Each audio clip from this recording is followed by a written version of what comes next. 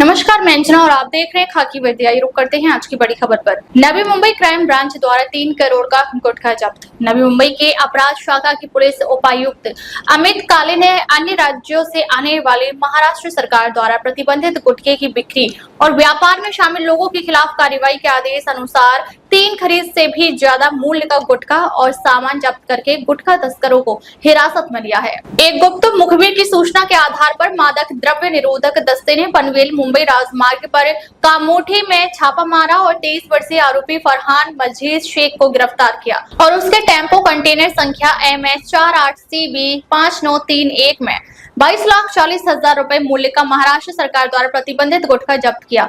खास सुरक्षा मानक अधिनियम 2006 की धारा 2627 यानी 2E के तहत नवी मुंबई में कामोठी पुलिस स्टेशन में मामला दर्ज किया गया। उक्त अपराध की आगे की जांच में आरोपी फरहान शेख को गिरफ्तार किया गया, जिसने बताया कि वह उक्त सामान नासिक ठाणे राजमार्ग पर भिवंडी के तालुका ये वही गांव से लाया था। 3 अधिकारियों और 20 पुलिस कांस्टेबलों की मदद से छापा मारा गया। उक्त स्थान पर प्रतिबंधित गुटखा से भरे 4 कंटेनर चालक सहित पाए गए। उन्हें हिरासत में लेकर एंटी नारकोटिक्स सेल बेलापुर लाया गया और खाद्य एवं औषधि प्रशासन की मदद से कानूनी कार्रवाई की गई। उनमें महाराष्ट्र सरकार द्वारा प्रतिबंधित गुटखे पाया गया। आरोपी को गिरफ्तार कर लिया गया और आगे की जांच चल रही है कि उक्त माल कहां से लाया गया था और वे इसे कहां बेचने वाले थे।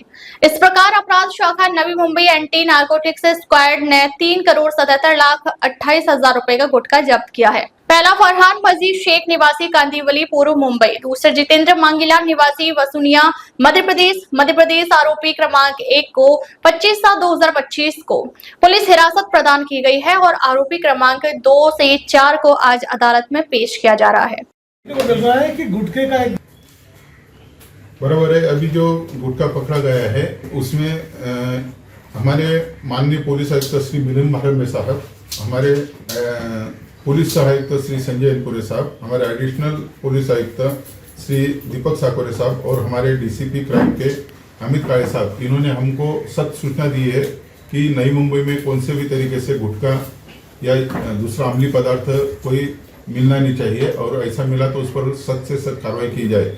उसी सिलसिले में हमारे एंटी नार्कोटिक सेल के सीनियर PI श्री संदीप निगड़े और इनकी टीम को एक गोपनीय सूचना मिली थी कि कामोटे हाईवे पर गुटखा आने वाला है।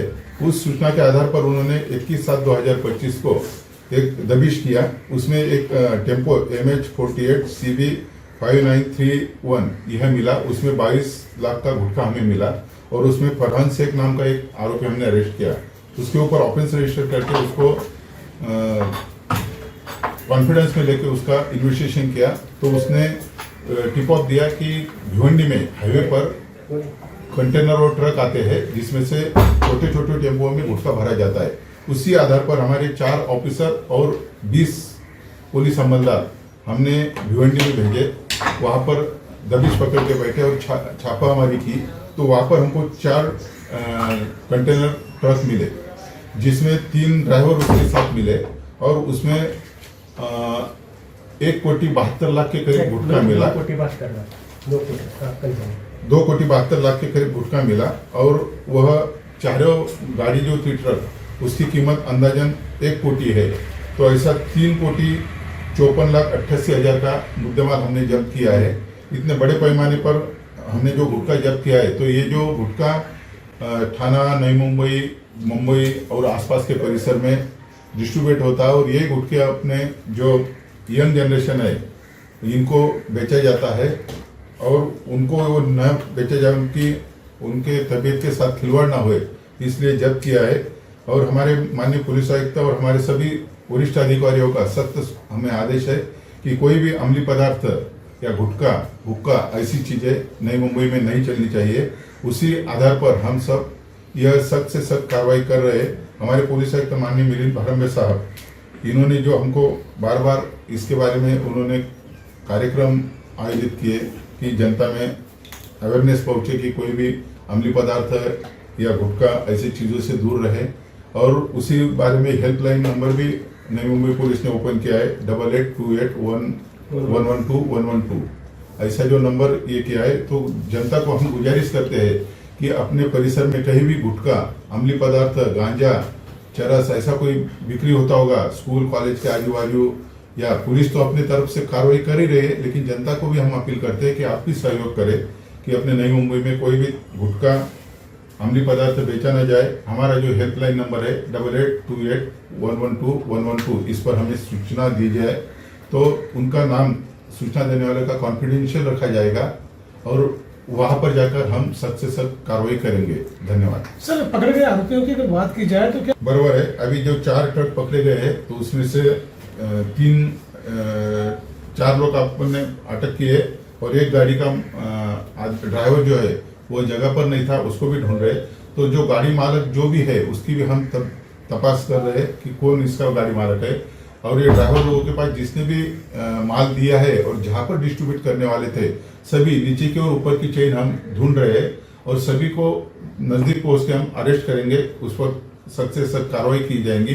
अभी तपास चालू है, उन्होंने जो बताया है वो आपको डिटेल तपास होने के बाद हम वापस आपको बताएंगे, लेकिन जिनके नाम अभी है वो तपास की दृष्टि से आज के डेट में बताना उचित नहीं रहेगा, वो कार्रवाई होने के बाद हम वापस आपको बताएंगे। सर, जैसे कि आपने शंकराचार्य अविमुक्तेश्वरानंद सरस्वती 1008 न राज्यम नैव राजा सीतम न दंड्यो न च दंडिका धर्मेण प्रजा सर्वाम रक्षन्ते स्म परस्परम। कोई समय था जब हमारे देश में न राज्य था, न राजा, न दंड था, न दांडिक न्याय थी। इस धर्म सबके जीवन में था, जिससे सारे समाज की परस्पर रक्षा हो जाती थी। समय बदला तो दुष्ट बलवानों ने निर्बलों को सताना शुरू किया। ऐसे में न्यायालयों की आवश्यकता पड़ी, राजा की आवश्यकता हुई। इससे जनता को तात्कालिक रूप से लाभ हुआ और धीरे धीरे उनमें भी संवेदनशीलता की कमी आने लगी और आज वह न्याय कम और प्रोसीजर ज्यादा हो गया है। ऐसा हम नहीं, उच्चतम न्यायालय के किसी न्यायाधीश ने ही कहा है। समय समय पर अलग अलग संदर्भों में विधि विशेषज्ञों ने बताया है कि संविधान की धारा 14 धारा 25 के ऊपर अधिमान नहीं पाना चाहिए। अदालतों को यह तय नहीं करना चाहिए कि धर्म के आवश्यक तत्व क्या हैं। यह भी कि न्यायालयों को धार्मिक अभ्यासों व परंपराओं में तब तक के सिवाय कोई हस्तक्षेप नहीं करना चाहिए जब तक कि वह किसी बुराई अथवा शोषण प्रक्रिया को बढ़ावा न दे रही हो।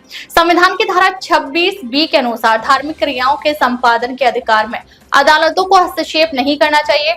साथ ही धर्म संबंधित लाखों मुकदमे देश के न्यायालयों में लंबे समय से लंबित चल रहे हैं। भारतीय न्यायालयों के भार को कम करने, उन्हें आवश्यकता पर धार्मिक विशेषज्ञता उपलब्ध कराने और धार्मिक मामलों को धार्मिक गहराई के साथ निर्णीत कराने के उद्देश्य से व्यक्तिगत स्तर पर एक धार्मिक न्यायालय के गठन का निर्णय विगत प्रयागराज के कुंभ पर्व के अवसर पर आयोजित परम धर्म संसदम 1008 में 2019 हुए माघ कृष्ण द्वादशी तदनुसार दिनांक 26 जनवरी 2025 ईस्वी को लिया गया था। आज हम इस धर्म न्यायालय के गठन की औपचारिक घोषणा कर रहे हैं। जिस प्रकार चिकित्सक का काम पढ़ने पर अधिवक्ता काम नहीं आता, ऐसे ही धर्म के निर्णयों में परंपरागत रूप से अध्ययन किए हुए और धर्म को अपने जीवन में आचरित करने वाले धर्माचार्य भी उपयुक्त होते हैं। यह कहा भी गया है कि जिसका काम उसी को सोहे। अनेक अवसरों पर यह देखा जा रहा है कि न्यायालयों से धर्म संबंधी निर्णय में धार्मिक बारीकियों की अनदेखी की जा रही है। अतः इस बात की आवश्यकता अनुभूत की जा रही है कि धर्म का निर्णय धर्माचार्य ही करे। इससे न्यायालय का भार भी कुछ कम होगा और धर्म के विषयों में सही निर्णय जनता को प्राप्त हो सकेगा। अस्तु यदि हर एक गाय गाय है तो दूध में अंतर क्यों? प्राचीन समय में ही गाय और गवै में भेद हमारे शास्त्रों में बताया गया है। असली और नकली की लड़ाई नई नहीं है। जो असली होता है उसी की नकल बाजार में होती रहती है, और यह कह देना कि असली और नकली दोनों एक ही हैं, यह निश्चित रूप से गलत होगा। पीले दिखने वाली हर चीज सोना तो नहीं हो सकती, ऐसे ही गाय जैसे दिखने वाला हर जीव गाय नहीं हो सकता। इसे स्पष्ट रूप से समझ लेना होगा। वर्तमान में सुप्रीम कोर्ट द्वारा यह कहा गया कि गाय और गाय में क्या भेद है। हम यह पूछना चाहते हैं कि यदि गाय और गाय में कोई भेद नहीं है तो दूध में भेद क्यों किया जाता है? एक गाय के दूध को A2 मिल्क और दूसरे गाय के दूध को A1 नाम देकर क्यों अंतर दिखाया जा रहा है? और फिर गाय का भी नाम गुणवत्ता के आधार पर बोस इंडिकस और दूसरे को बोस टोरस क्यों कहा जा रहा है? स्वाभाविक है कि दूध की गुणवत्ता के आधार पर ही यह भेद होता है। यदि दूध सब एक ही होता है, तो गाय के दूध और कुतिया के दूध में अंतर ना मानकर लोग गाय का दूध छोड़ सकते थे, परंतु सर्वत्र यह प्रसिद्ध है कि गाय की दूध ही सर्वश्रेष्ठ है। मांसाहारी गाय का दूध भारतीय संस्कृति में अस्वीकार्य, जो संकर गाय यानी हाइब्रिड या कुछ विदेशी गाय जो वस्तुतः गाय ना होकर गवय हैं, क्योंकि जिसको सनातन धर्म में गाय कहा गया है, उसके लक्षण, आचरण, दिखावा कुछ भी गाय जैसा नहीं है। उन विदेशी गायों को कैटल फूड में मांस से प्रोटीन दिया जाता है। मांसाहारी मनुष्य भी मांसाहारी पशु को नहीं खा सकता या उसका दूध उपयोग में नहीं ले सकता। हमारे धर्म में तो मांसाहारी का दूध सर्वथा त्याज्य है। अतः अमेरिका द्वारा भारत में मांसाहारी गाय के दूध को बेचने की संभावना का हम अभी से विरोध करते हैं। सुप्रीम कोर्ट कह रहा है ना कि काऊ इज काऊ, ये क्यों कह रहा है? इसके पीछे भी कारण है। अभी हम उसमें नहीं गए, लेकिन इसके पीछे कारण क्या है कि अमेरिका हमारे देश के ऊपर पिछले कुछ महीनों से दबाव डाल रहा है कि हमारी गायों का जो दूध है वो आप अपने यहाँ कंज्यूम करिए, आप यहाँ खरीदिए और उसका उपयोग करना शुरू करिए। भारत उनकी जो गायें हैं उनका दूध बढ़ाने के लिए वो लोग उनको मांस खिलाते हैं, और मांस खाने वाली जो गाय है उसका जो दूध है वो हमारे लिए, हमारी संस्कृति में स्वीकार्य है कि नहीं है, ये बड़ा विचार है।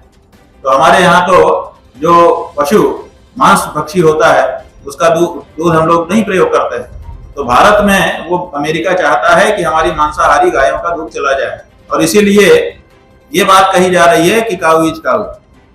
इसके पीछे कहाँ दृष्टिकोण है वो भी समझने की जरूरत है। इसलिए इस बारे में एक अच्छा विचार होना ही चाहिए ताकि देश की जनता उससे अवगत हो सके। अब तक के लिए बस इतना ही, फिर मिलते हैं एक ऐसी ही बड़ी खबर के साथ। तब तक नमस्कार और देखते रहिए खाकी वर्दी।